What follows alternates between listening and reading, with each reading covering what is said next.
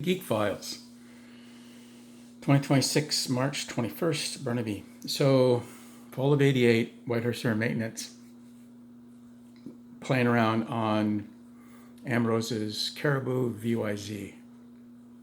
So,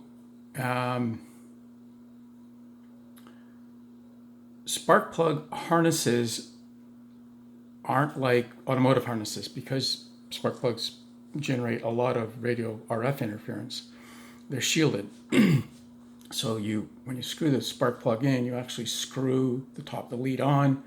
And spark plugs come in two sizes, like a 5/8 nut and a 3/4 or something like that. So you have to really pay attention when you order spark plugs that you get the right plug for the right harness. And you really have to pay attention if you're going to run multiple engines that all the engines have the same spark plug harnesses, because each, it's a 14-cylinder engine, so that's 28 spark plugs. So you don't want to carry 56 spark plugs around to do a spark plug change. That's what got me into trouble up in Ray Point, because I was new to this and I figured that these guys would be that smart, Ken Warwick would be that smart, and they weren't. And that's what got Terry in trouble in Watson Lake with BYZ, because he had the wrong spark plug harness nut for their spark plug. So the deal was I was going to take, and when you go on these trips, you leave your vehicle at the airport and you leave the keys with the office in case they have to move it. So the deal was I was going to drive from Whitehorse to Watson Lake with 28 spark plugs for the new engine change that Terry was doing. And then Terry was going to take his truck back to Whitehorse.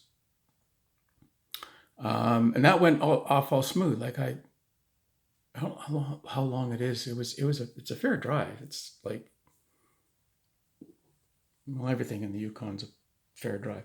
So I drove down and got there, and we changed spark plugs. Did the run up, everything was fine. They had the aircraft loaded, ready to go.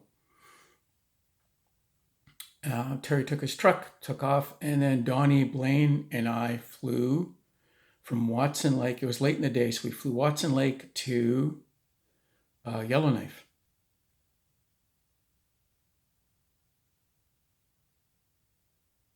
Yeah, and I'm not sure why. Yeah, maybe it was just duty daytime. I don't know. At which point I discovered VYZ had generator issues. The right-hand generator. Now, these are military aircraft built to a military spec sheet, and they have weird things like the generator system has a ground fault indicator. So if there's a ground fault someplace that is detected, it shuts the generator offline. So the right-hand engine had that. Now, which immediately loads up the left-hand generator. Now, generators aren't like alternators in car and driven by a belt. They're driven by a quill shaft, and that's a little shaft with splines on both ends and neck down in the center. So if something happens to the generator, mechanical, like it can't do something, this little skinny part breaks and doesn't do any damage to the accessory drive case on the engine. So it's like a fuse. And the left-hand engine was eating quill shafts. So we get to Yellowknife. And I discover that there are no spare quill shafts. Yeah, that's what happened. I discovered that there are no spare quill shafts. They had taken the quill shaft out of the right-hand side because it was going on, flying all the time anyway. It wasn't charging it. Put it into the left-hand engine, and it just sheared. And there was no spares. So I'm out of quill shafts. We can't fly. So I have to wait until... so we found that out on landing. So I immediately called up, I don't remember what Ambrose called his company at that time. I called him up and go, okay, we're out of quill shafts.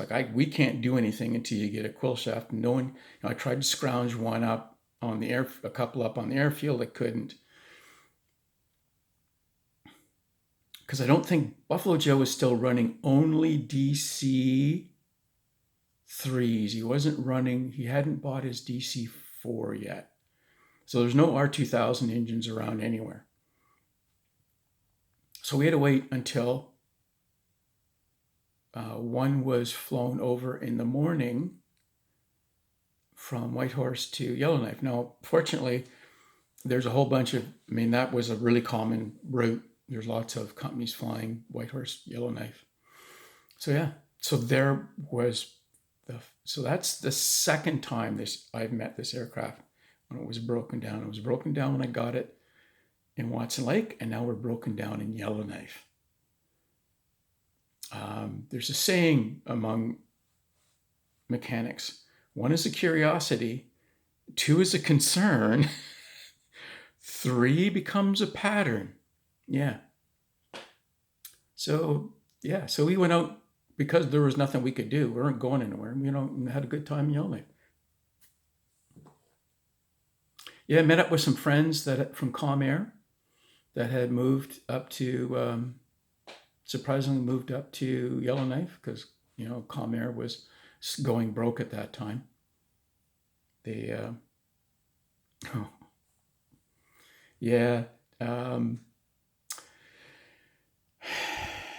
here we go. We're going to get controversial again. So people in the north will often tell you what they want the runway to be and not what the runway is. So there was a runway to some reserve that the band council had cleaned, but they got lazy. They didn't push all the snow off to the sides. Some of the snow was pushed off to the end of the runway. They didn't think anything of it. And the light gets flat. Like it's really hard to tell altitude of things when the light gets flat. There's snow, and when the ground and the sky are the same color, it's hard to tell altitude. So St. Pierre was coming into this reserve, and they said that after a snowfall, and they said the runway was clear, and it was, but they had piled the snow up at the end of the runway. So he had come down. They didn't tell him that. He couldn't see it because the light was flat. And he cleaned the mains off the DC-4 and crashed it onto the runway. So that just put a pin in that. And so Comair laid off a whole bunch of people, and they sort of scattered across the Arctic. Yeah. Anyway, the VYZ adventures, the VYZ Caribou adventures. Making appropriate life decisions. You don't make any money, but you get good stories.